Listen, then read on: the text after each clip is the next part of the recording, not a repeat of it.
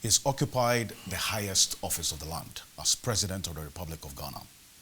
In such crisis moments, we need such voices to be speaking about the state of affairs in this country. He shared his views on a number of issues, but today we sit with the former president, John Dramani Mahama, on Ghana Tonight and the state of affairs as we're faced with in this country. Your Excellency, thank you very much for joining us. Well, thank you, Alfred. And congratulations to you on your anniversary. Oh, okay. Yeah, there's this funny thing that happened just on Saturday. I met President Kufuor. He had come for the funeral of the chairman of Zoom Lion, Ajipong. That's right. Yeah, and I greeted him, and he congratulated me on 30 years of marriage. And I said that I heard that he's been married for 60 years to Mother Teresa, and he answered in the affirmative. Then I said, oh, then Sergeant threw a salute to General. That's right. He's done double of work. He's done double, you know, so I saluted him. We hope we can all get there. Definitely, and I'm sure that that's the aspiration of many, many people. Let's start off with the SIM registration exercise.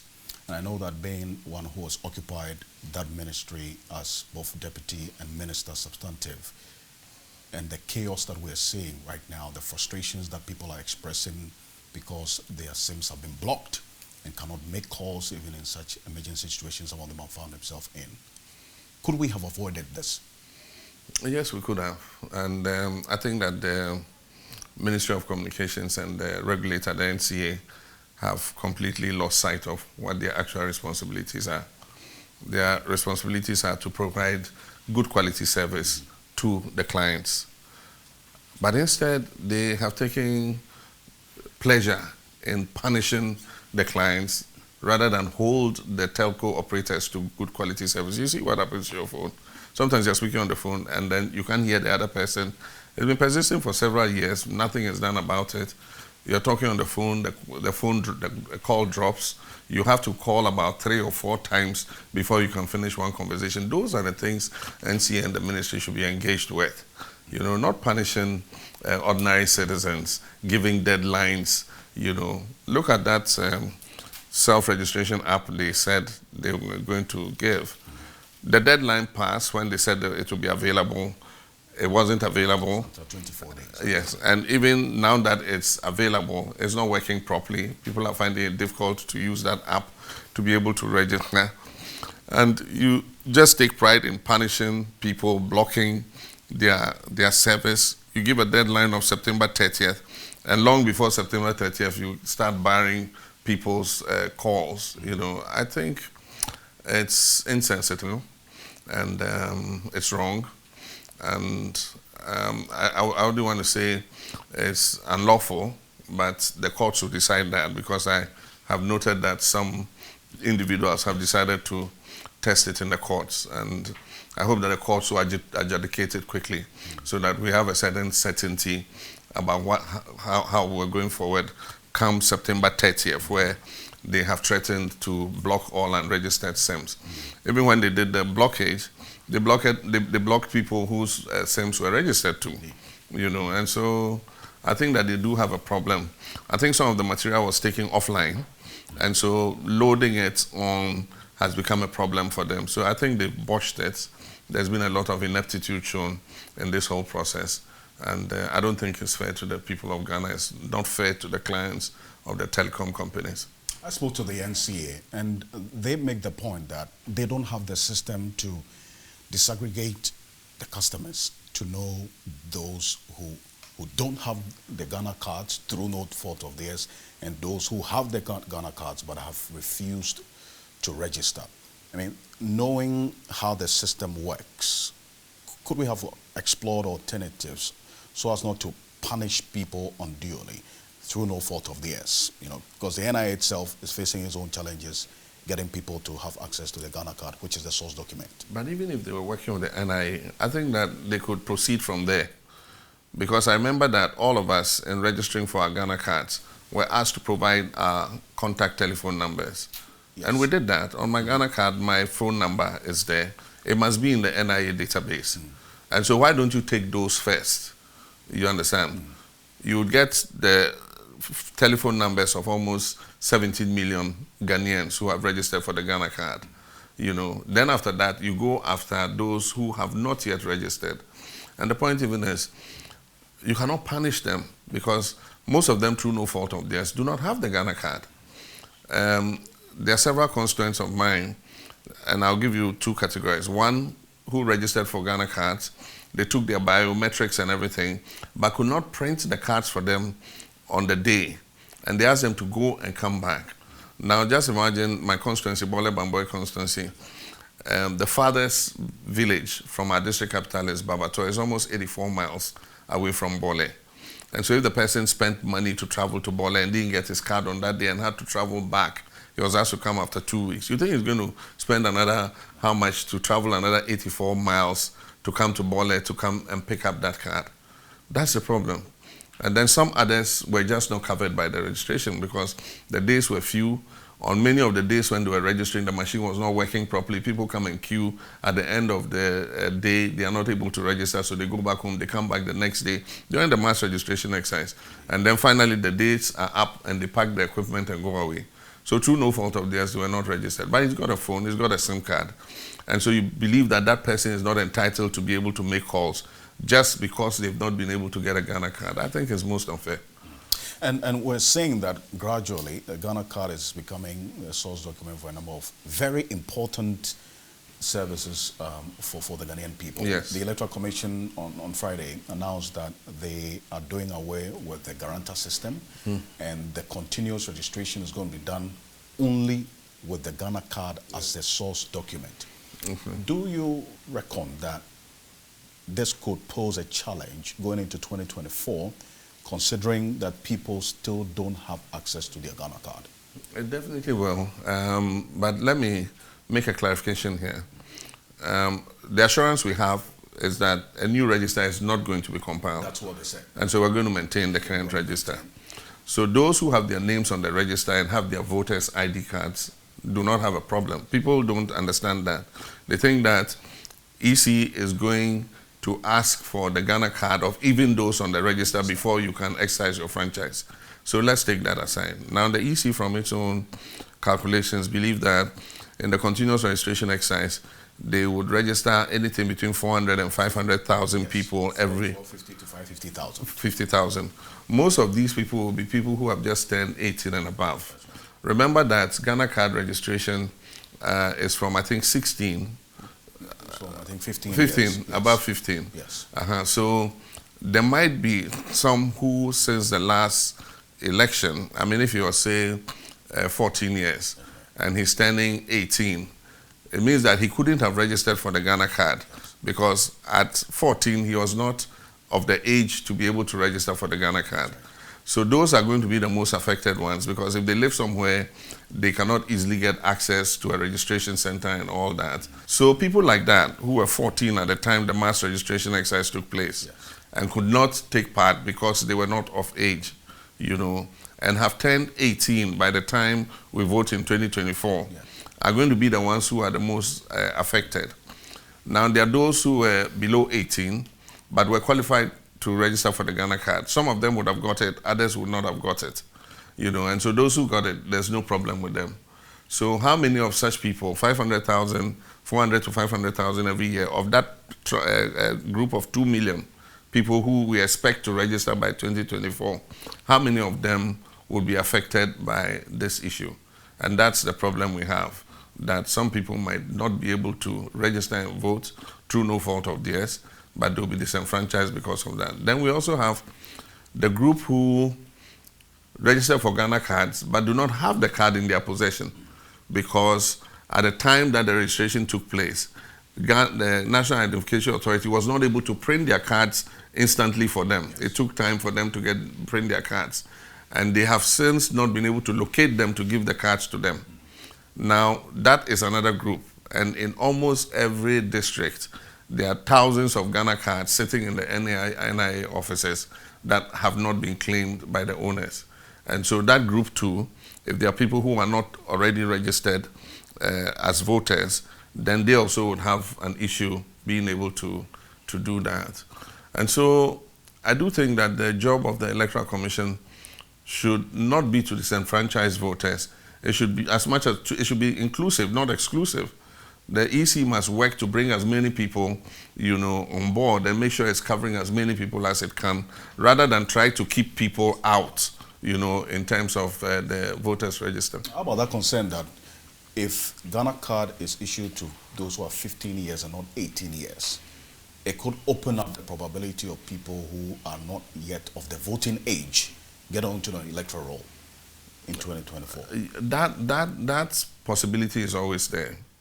And that's why we are saying that even the Ghana card uses a guarantor system. And so if you want to register for the Ghana card, you have the right to bring 2 guarantors to vouch that you're Ghanaian. So why would you trust the Ghana card that uses a guarantor system, but think that your own card, the voter's ID card, you cannot give it if they are guarantors, but you trust a Ghana card that uses a guarantor system? It doesn't make any sense at all. And so the middle ground we propose was that there should be 2 guarantors who are registered Ghanaians and have Ghana cards. And so if you have 2 citizens who can show that they are Ghanaian and they have their Ghana cards, then they can vouch and say, look, this is my nephew, these are his parents, he was born here, da. And that should give you sufficient, corroboration to register such a person. And now they've done away with that system. And well, not yet. The CI has not passed. The CI is supposed to go before Parliament, and it's currently with the Subsidiary Legislation Committee. And I hope that good sense will prevail, and we'll see how things go. To the extent that the NIA is not bound by timelines. Yeah, that's when the NIA is forever. Absolutely. Yes. Professor Kenatefa was quite clear when I spoke to him that their exercise is in perpetuity. Yes. But then we are depending on the outcome of that exercise for exercises like the Ghana card, that's the voters card, yeah. And then also for the semi-registration. So what should be the approach to ensure that in all these instances, even though the NIA's exercise is in perpetuity, it does not affect the rights of people in this regard? That's where the problem is. NIA is here forever. Actually, they are even supposed to extend it in future to cover children from birth to be able to get their NIA cards as soon as they are born. That is the intention. And so a time will come when the way we have birth certificates or we have vaccination cards when a child is born and all that, the child will have a Ghana card. And that unique Ghana card number will be that child's number for life. And that's the same number they will use for everything that they do. That is the intention. And so why would you who have deadlines set want to use a card that is supposed to not have any finite limit, as the only source document, when they've not yet reached the percentage of the target population that they are supposed to? We'll be satisfied when every Ghanaian who is eligible for a Ghana card has it. So all those about 15 for now, if 100% of them have it, then we're happy to say, look, the Ghana card can be the only source document. But if that target population of those 15 years and above, you say have covered 80-something%, you still have 15-17% not covered. And that's a huge number to just kick out of the system because you have a deadline to meet. By 2024, you must hold elections. And so you want to start your continuous registration, and 2024 is your deadline. And so everybody must have Ghana card before you can put them on the voters register. I think they should be more pragmatic than that, or even the same registration. I mean, the same registration, you can even start with new SIM cards and say that no Ghana card, no SIM card. And so we can start at that point while we mop up all the others in the system. But if you say by September 30th, everybody must have it, or else we'll take punitive action against you. Your data will be more expensive. We'll block your outgoing calls and so on and so forth. I think that's a major problem. And that could, if this continues this way, could disenfranchise people going to 2024. Exactly. And I must say I suffered a bit of that experience with the call barring. Yeah. One of my phones, my outgoing calls, were not going through.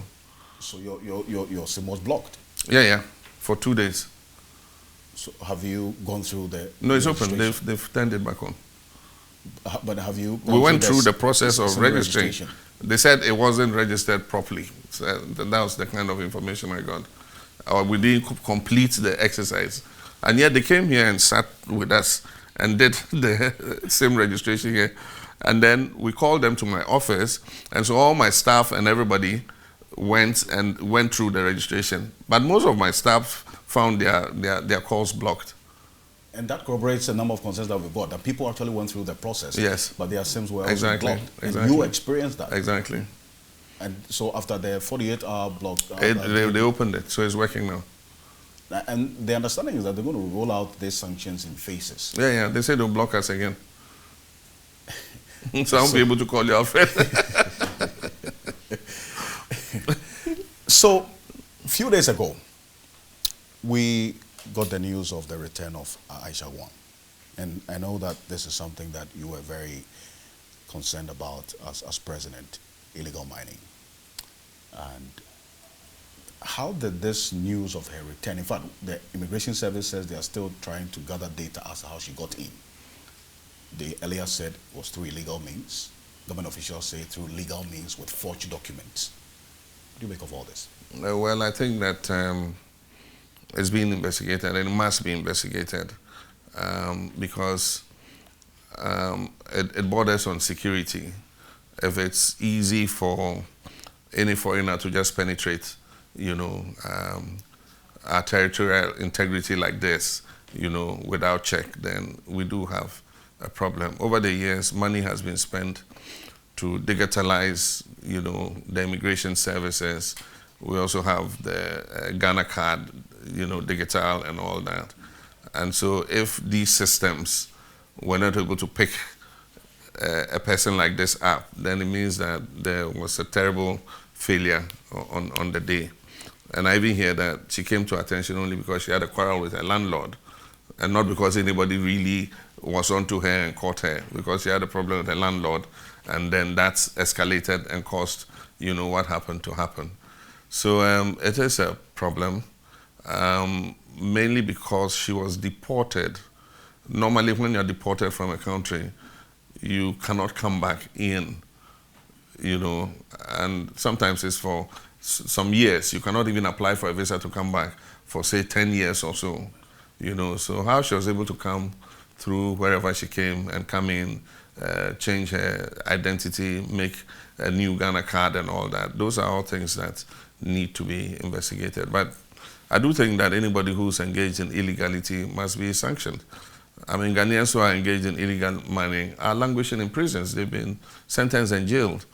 And so Ghanaians felt cheated when she was, accused of illegal mining. And instead of prosecuting her, she was made to go scot-free. You remember what happened with Osafumafo's statement that they did not want to risk the relationship between Ghana and China, and that's why they let her go, But of course, all of us, I mean, when I was president, we value the relations with China. But if you're Ghanaian and you go to China and you're engaged in illegality, they don't say because of the good relations they have with Ghana, they're going to let you go scot-free. You face the full rigors of the law in China. And I don't doubt that there are some of our citizens in jail in China. When I became president, I was faced with this same illegal gold mining. I deported almost 5,000 illegal Chinese miners. I didn't say because of the good relations we have with China, we should allow them to continue to engage in this illicit activity. And we collaborated with the Chinese embassy. They got 747s and came and took their nationals away. It didn't destroy our relationship. No, it didn't destroy our relationship. I see. The president pledged, in fact, he's put his presidency on the line to fight illegal mining after he was sworn in. Yeah. Has this fight been won? No, it hasn't.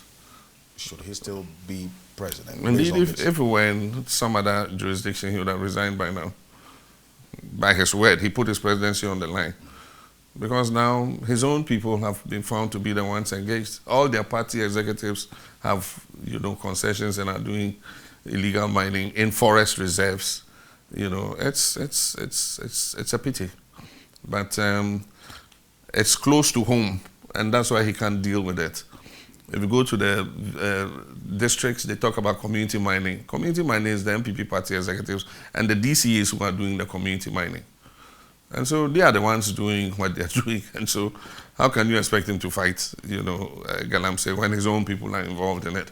Yeah, the president lacks the political will to do this. He does. It makes very nice, verbiage when you talk about it and you express a will to do something well. Action speaks louder than words. Our river bodies are still the coffee color that they were. Maybe they were Milo before. They are looking like coffee now, getting darker.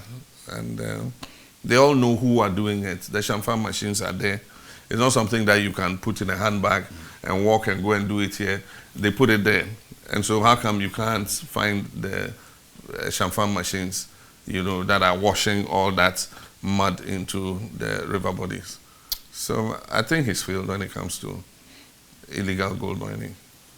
The last time we had close to 838 champagnes found on the River Offing alone. Yeah. It's on Ankobra, it's on Offin, it's on Birim. I mean, just name any of the major water bodies. Mm-hmm. You have them there. But even the worst one is the forest reserves, because these river bodies take their catchment areas from the forest.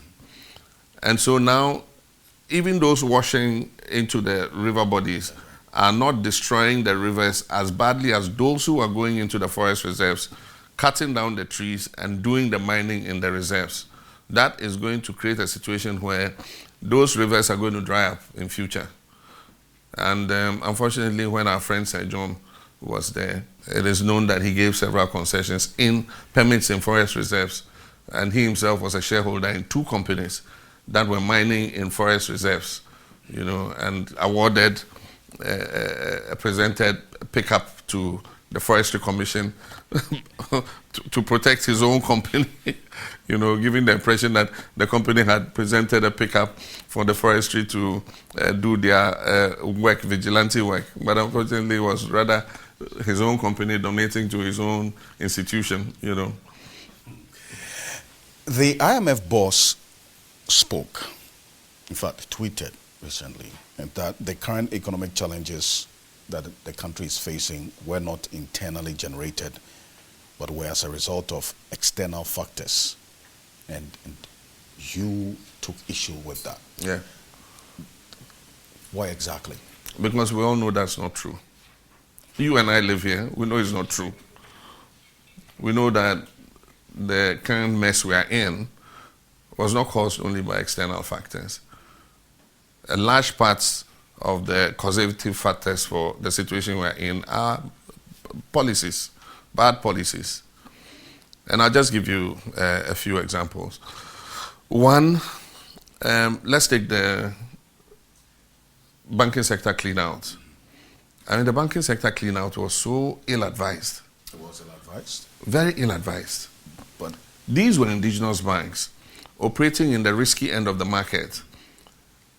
More than 80% of small and medium enterprise loans were being given out by these indigenous banks that were closed.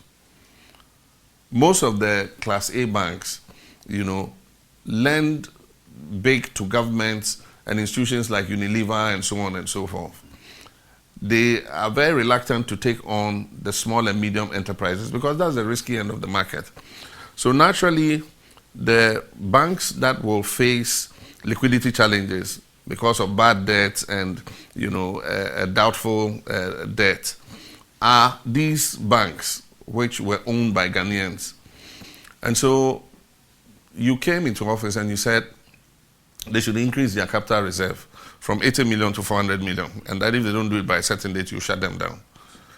Many of them struggled to be able to get it. Some were able to prove to you that they had gotten it.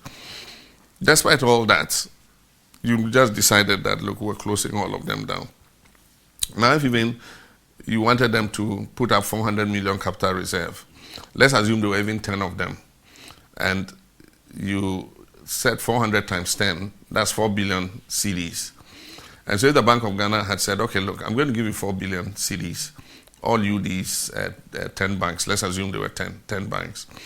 And I'm going to take 50% equity in your banks, and we're going to embed people in to make sure that you follow the right practices, to supervise, to make sure that you utilize this money properly, so that when you pay back, we will reverse your equity to you.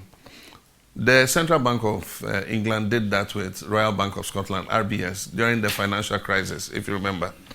Today, RBS has paid back the money that was given to them by the Central Bank, and RBS is making profit and is back to winning ways. Why couldn't we have done that with our banks? And yet you said, look, we'll guarantee all depositors' accounts, but we're shutting you down. And so you do an audit of depositors' accounts, and you need more than 20 billion to be able to pay depositors. It doesn't make any, rational sense. So all of a sudden, you lump in one fell swoop on the public debt more than 20 billion CDs. How much have they been able to recover? I don't think they've recovered up to 1 billion CDs yet. And yet you lump onto, the receivers. I don't think they've recovered up to 1 billion yet. And yet you lump in one fell swoop a debt of 22 billion on the public debts. Does that make sense? Is that rational? And so last time I checked, it was increased to about 25 billion. Yeah, it probably might be more than 22 billion. Does that make sense to you? Then aside from that, you mortgage everything. Energy Sector Levy Act. You form ESLA PLC. And then you mortgage it till 2035. And so it's part of our petroleum build-up, but you've taken that money in advance and spent it. And so you have no flexibility when it comes to petroleum pricing anymore, because that is a fixed date. Until 2035, when you finish paying, ESLA cannot be varied within. The only thing that might happen is maybe in the IMF negotiation, IMF will ask you to add it on the public debt instead of keeping it as ESLA PLC. So that's another one. You mortgage, get fund in this Dachi bond and spend the money in advance. You're using it for STEM secondary school. So all the projects in all the other schools has come to a standstill because you can pay the contractors. We're building dormitories, administration blocks, dining halls, community day schools. Suddenly you have no money to give because you have mortgaged it. You go on a borrowing spree, $3 billion every year, $3 billion every year from the Eurobond. And it goes into consumption, not into production. I remember when we were in office, when we went and took the Eurobond, we put part of that money in the sinking fund. The sinking fund is a fund that we established so that immediate high interest debts and other debt repayments that come up, we can have some money stored there to be able to meet them. And so when you came into office, you found money in that sinking fund. And that is what you used to pay the rest of Kufuor's Eurobond. The first Eurobond Kufuor took in 2007. We left that money in the sinking fund for you to pay that. Then we took another 270 million and put in the Ghana Infrastructure Investment Fund. And so when you came and met 270 million in the Ghana Infrastructure Fund. You took 40 million of it and gave to your in-law to go and build a hotel. Those are some of the things, the IMF managing director does not know. And so when she says, it was caused by external factors and not bad policies, it's because she does not know. She's either unaware or she was being diplomatic. Those are the two excuses I can give. But when they make mistakes like that, it is for us who know to correct them. And that is why I put that tweet out. No, but the IMF, they gathered data, we're engaging to develop our own program. Such information about the state of the economy cannot be unknown to the IMF boss in negotiations. It wouldn't have reached our attention yet. By now, the information gathered would be at the desk of the one in charge of Africa. They have directors in charge of the different regions. It wouldn't have escalated. She probably will get a summary paper or something.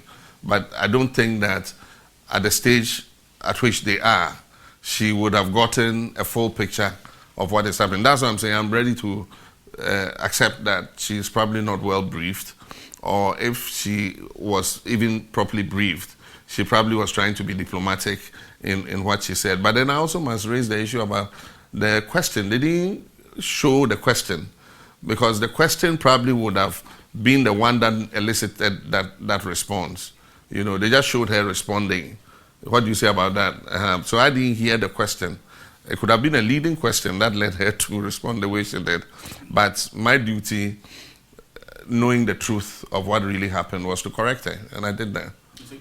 Because you touched on the banking crisis, anytime this comes up, the reference is that before 2016, this was information, you are aware of the state of affairs of the banking sector. As president, I knew about it. You knew about the weaknesses in the sector. Yes. What did you start doing, or we were decided, you intending to do to address that? We intended not to collapse them. We were going to support them and help them to bring their books back, you know, into the black, out of the red. That's what. So we started passing some legislation. For instance, the depositors guarantee bill or something. We passed that one. There were other pieces of legislation that we passed, and the intention was, after we had won the election, you know, to get a better supervision and see how we could ease them out of the situation in which they were. Well, there were issues of we did not panic. Poor corporate governance. Yes. Issues of capital inadequacy was one of them. Exactly. Each bank had its peculiar situation, and so you would have had poor corporate governance in one. Others did not have adequate liquidity ratio and all that.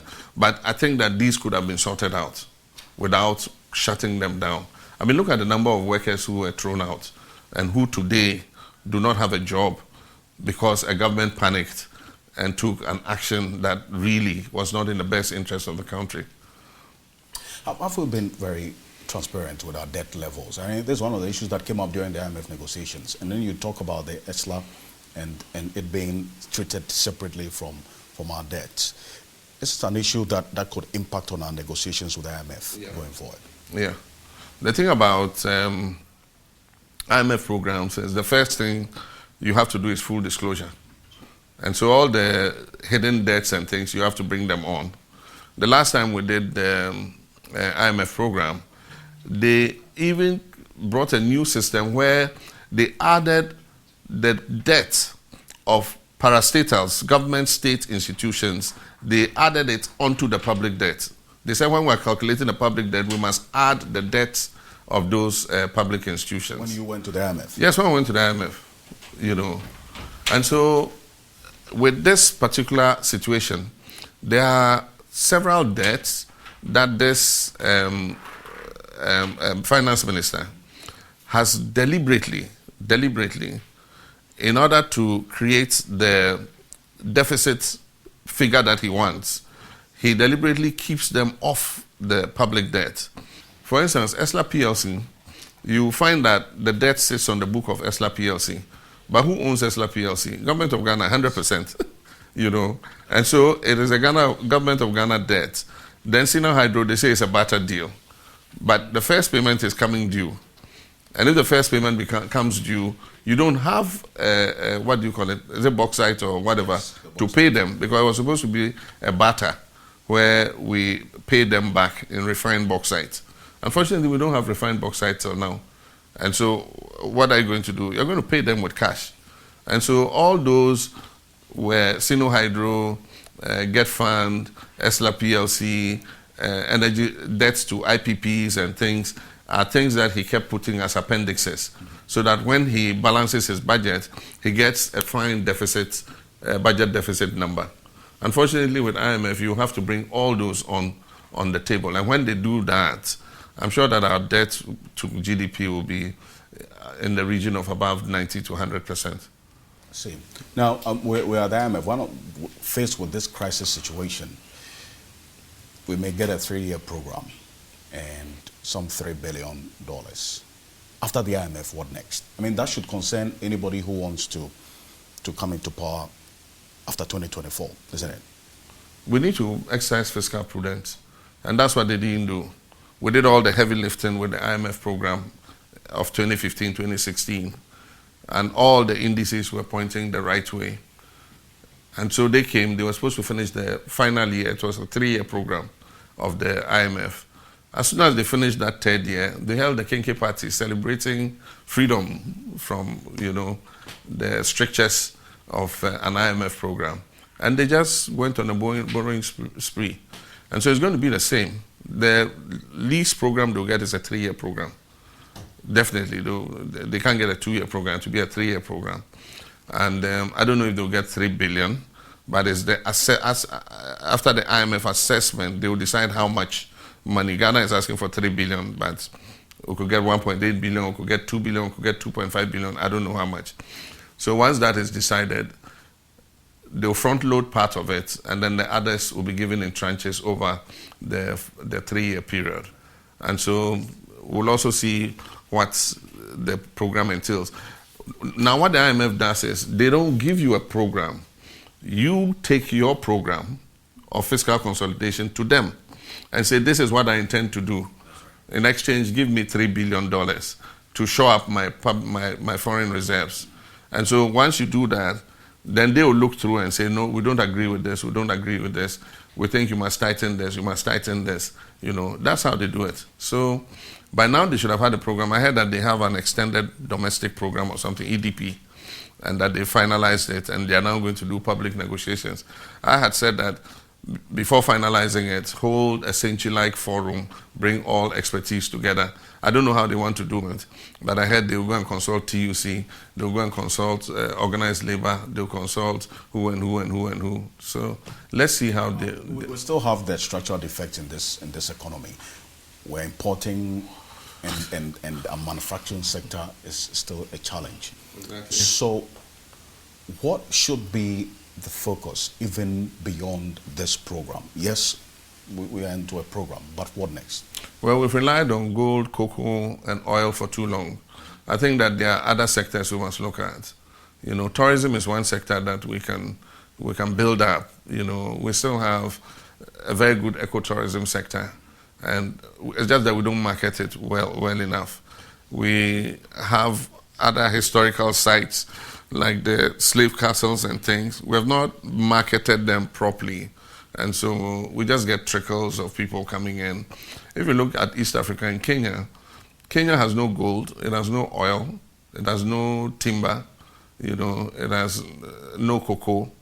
But their economy is the strongest in East Africa because they have tourism, which is their number one.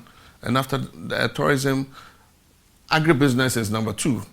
They export tea, avocados, flowers, just name it, And so we can do same. We must diversify our economy from just those major, commodity exports and go into other places like expanding tourism and also agribusiness and agriculture. We're even closer to the European market than Kenya. And so if we're doing what Kenya is doing, we have a comparative advantage. One of the major areas in manufacturing, you commissioned the Comenda Sugar Factory before you left office in 2016. Yeah. They've started the test runs, 2 test runs, we understand. That should bring some relief to you. After 6 years. There was nothing wrong with that plant. We did test runs before we left office. We bought sugar cane from the local farmers and we operated the machine. We produced sugar. I went there myself. I saw the sugar being produced. And so there was nothing wrong with that plant. A lot of what this government is doing is politics and propaganda. The problem with that plant is the source of raw material. We put the factory in before applying for the money for the raw material. India gave us the money for the factory and then also approved an EXIM facility of $25 million, I think, for the nucleus sugar farm and then to assist the outgrowers to produce enough sugar cane to feed that factory. When this government came, they refused to take the Indian money for the sugar cane. And so that sugar cane was never grown. Sugar cane takes 6 months or so to grow. And so if they're taking that money, we would have been producing enough sugar cane to feed that factory by now. Now they're talking about going to bring molasses or something from outside and come and process it and all that. Maybe it might be a stopgap measure. But eventually what will make us fully benefit from that factory is if our farmers are engaged in growing the sugar cane for that factory. Then we can also export molasses and also produce sugar, for our local consumption. You've maintained that the Free Senior High School is going to be sustained, has to be reviewed. The president, and in fact this government, is opposed to that idea, as a matter of fact. Now the president is talking about broad consultation, a conversation about the free senior high school program. Which areas were you going to review, or you were expecting government to consider the idea of reviewing to ensure its sustainability? I think when we went to school and we learned English, review and broad discussion, whatever it is, it means that you must take a second look at something. You've implemented it for some years. We all can tell that there's something wrong. There's a problem with quality. There's a problem with infrastructure. There's a problem with even feeding of the children in school. There are so many problems. I don't think that it is being implemented efficiently. And the purpose of the Constitution drafter saying that introduce it progressively is that it should target first the poor in society. And then as the country grows in resources, you can bring in more people. But to just go and start a blanket thing and say nobody pays, and so everybody go to secondary school for free, I think that was, populist. The president wanted to win elections, so it was populist. And he just did it to attract for 5 years. Yeah, in 5 years we all see the problems. Go ask any headmaster and ask him whether the system is working. He'll tell you it's not working. And so whatever the president wants, review, broader discussion, or conference, or whatever it is, we need to look at that free SHS again. Going forward, so a number of things have come up. That's one of the areas that you propose that maybe the IMF should be looking into.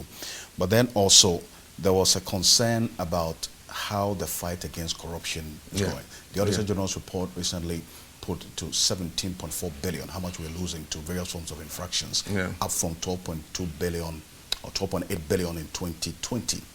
Now, what could have been contributing to this rise in the loss of revenue to the infractions we are seeing now? When you send your political apparatchiki to occupy the leadership of state institutions, what do you expect? They've worked for you to become president. And so to compensate him and thank him for what he did, you send him as head of MPA or deputy chief executive of MPA, or you send somebody to Ghana Gihog Distilleries as the MD, or you send your political apparatchiki all over those places. What do you expect? But what did you do differently? What did you expect? What do you expect? Those appointments that you're talking about were also headed by political appointees when you were president. Most of the institutions and the parastatals, we sourced the people who headed them from within. And so there was an upward mobility. You take a cross-section of the state institutions and see how many people we brought from outside. Very few. Most of those who went to the head of their institutions were people who rose through the ranks to those positions. And so, I mean, they don't follow procurement procedures. All the governance systems we put in place and held people accountable for have been messed up. It's sole sourcing, or they talked about sole sourcing in 2016. There's more sole sourcing today and selective tendering than any other time in the history of this country. And I mean, people run the institutions like their kingdoms. I've told the president, reshuffle your government. He says that he's not going to do that. He says because we want to subvert his government. Yes, he says that. But when people have been in that place for a long time, they consider it their fiefdom. And they believe that they can do whatever they want, and there's nobody who can question them, And so even you, a journalist, if you criticize them, he says, oh, he owes you no explanation. He owes only explanation to the president, And so that's the kind of attitude we have. He says he reviews the performance of the appointees on a daily basis. And he thinks they are performing well. That's what I think the people of Ghana have a different opinion.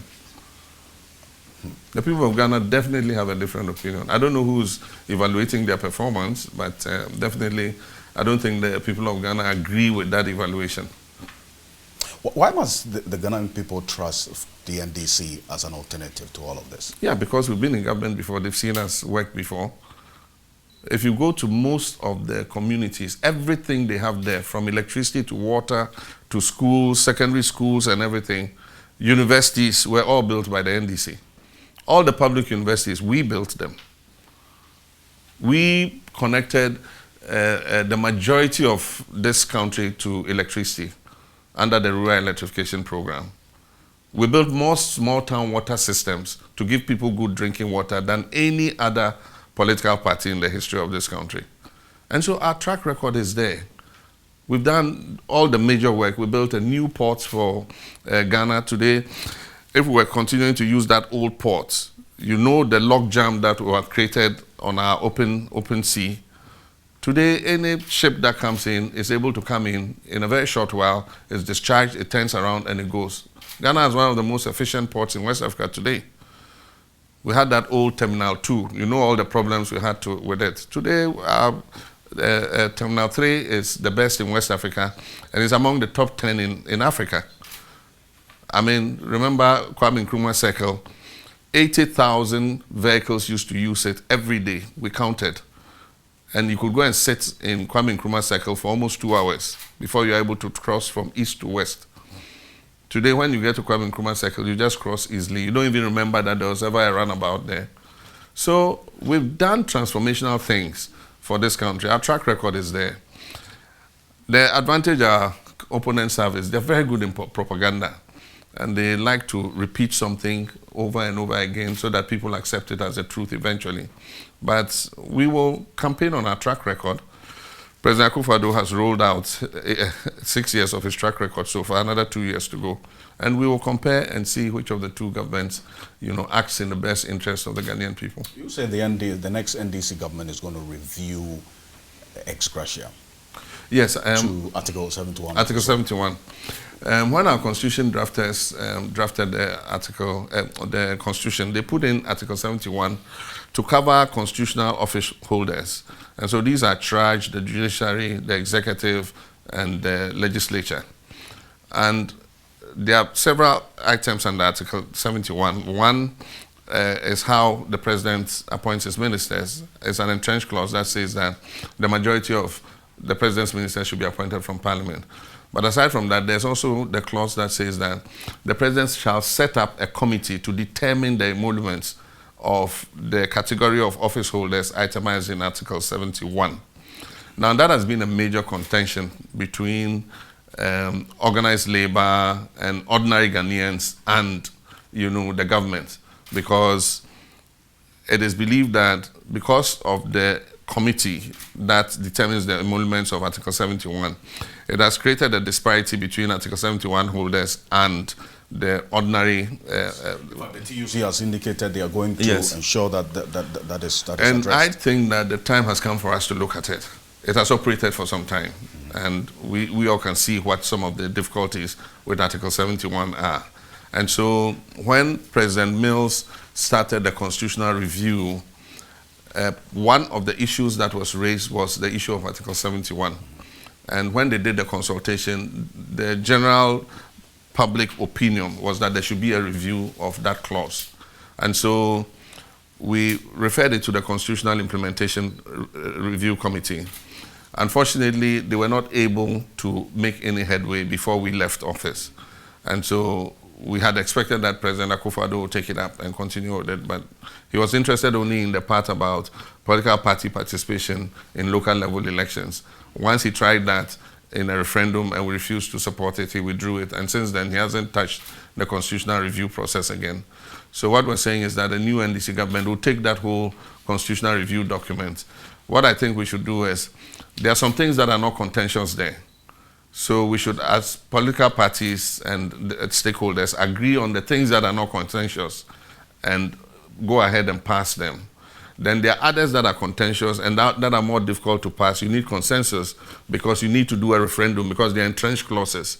And you need the total support of everybody to be able to pass them, because you must have 50% of the electorate voting and 80% agreeing that you must change those entrenched clauses.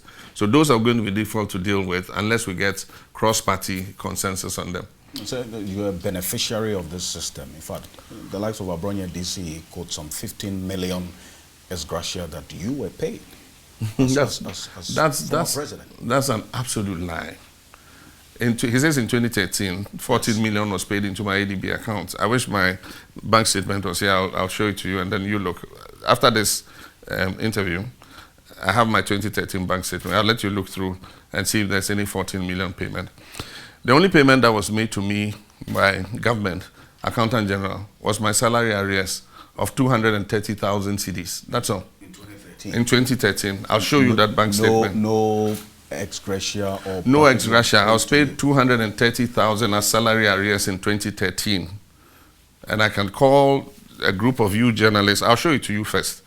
And later, if you want, we can call a group of you journalists. Of course, I don't want to publish my bank statement, but I can put it before you and you look through all the payments and see if there's a 14 million CD payment. I didn't receive any such payment.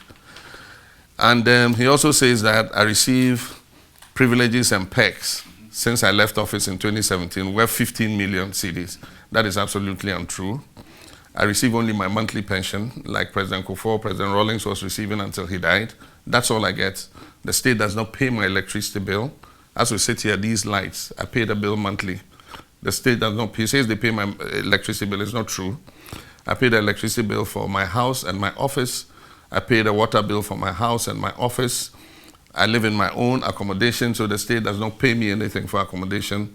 They haven't given me an office. I rent an office in East Cantonments. I pay the rent myself. I pay my own fuel. The state doesn't give me fuel. I pay my own domestic staff. I pay my own medical bills. I pay my own air tickets when I travel. You know, I'm traveling tonight. I bought those tickets myself, for myself and my wife. And so all those things he said are rubbish. Yes, somebody gave him what we are entitled to. And probably they are doing it for President Kufuor, but they are not doing it for me. So there was some arrangement as to what it was approved in Parliament. Normally when you leave, yes, they approve what should be done for but you. You are not being It's not being done. It's not being done for me. Why? I don't get electricity, I don't get water, I don't get medical. I'm not complaining. The Attorney General and Minister of Justice, Godfrey Dame, says that your recent statements about the judiciary are unwarranted, unjustified, deplorable, and amounts to imprudent action. I'm quoting him right here. What do you say about this? What was my statement? That the Ghanaian people... That the perception of the Ghanaian people... perception, yes, about the judiciary. Yeah, it's low. And that... And I was making a call to action that we should do something to change that perception. Why can that be imprudent? I didn't put the judiciary where it is. Says haven't occupied the last high office. The last Afro-Barometer. No, so if you occupy a high office of the land, you shouldn't speak the truth. Is that what it means? Do you have faith in our judiciary, Alfred? You are hesitating. It's the same every Ghanaian feels. Do we believe that if we go to the courts, we'll get justice? We hear every day, you know, instances of perverted justice and all that. And recently, the Chief Justice himself, in a statement read for him by Justice Doche, raised some of these same issues himself. And I will applaud him for it, because I had said in my statement that I had lost faith in the current leadership to be able to do anything about reforming it. And I hope that a new Chief Justice will do that. But since then, he's made this statement that Justice Doche did. And I saw some positive jewels in it, that he was calling judges, you know, to dispense justice freely and fairly, transparently, you know, so that people will feel, you know, that confidence to go to the judiciary, because the judiciary is the last arbiter. We can disagree, we can have quarrels in Parliament and everything. Eventually, when we are unable to agree, we all go to the justice system. And we must, you know, have confidence that it will do so fairly, and it will do so according to the law and in the public interest. That's all I was saying. Well, and so how he can interpret that to mean that I was imprudent and blah, blah, blah. So if you're a former president, you see something going wrong in the country, you have no right to talk about it. Is that what he's saying? No, I won't let him take that right away from me. If I see something going wrong, I'll point it out. It's my duty to do so. I have a voice that is listened to in this country. And I think that if things are going wrong and I talk about it, it makes it topical so that something can be done about it. And that's why I continue to make the statements I make.